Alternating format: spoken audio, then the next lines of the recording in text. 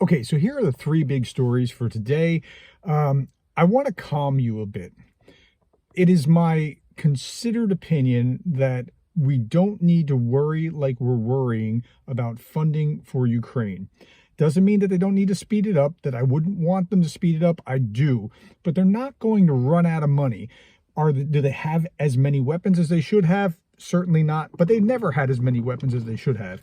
But just because they haven't had the funding go through because of what's happening between the Republicans and Democrats, and I don't even know that it'll happen by Christmas. It might be after Christmas. It'll be okay. I promise you, as far as I can tell, it'll be okay.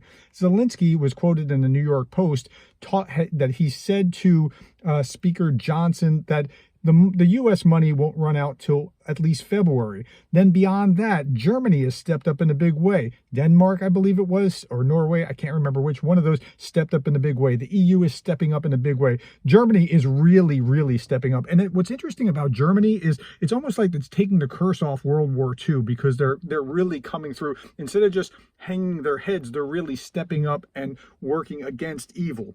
But I see the funding issue not becoming that much of an issue. It'll get resolved. They'll work out a deal eventually, and they'll move forward. So just be at peace about that. Now, in other news in the U.S., we have other problems, like the Republicans are now, they voted, it was up party lines, down party lines. All Republicans voted yes, all Democrats voted no, to open an impeachment inquiry against Joe Biden.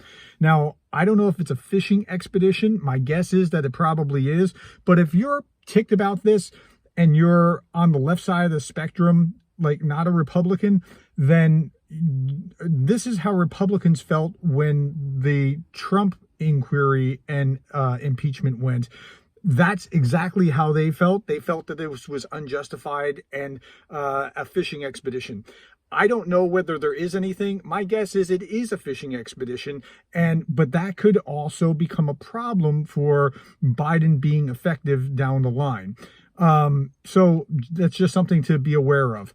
The other thing is Orban in the European Union. He could hold up the works. He's trying to get $22 billion, I think it was, or something like that, of money released. So he's kind of holding the EU hostage. The EU, however, is already thinking about that, working about a workaround. They'd like to do it as a unified approach, but they can do it by individual countries as well. So Ukraine will get what it needs eventually. But that's been the story of the war. They get things eventually.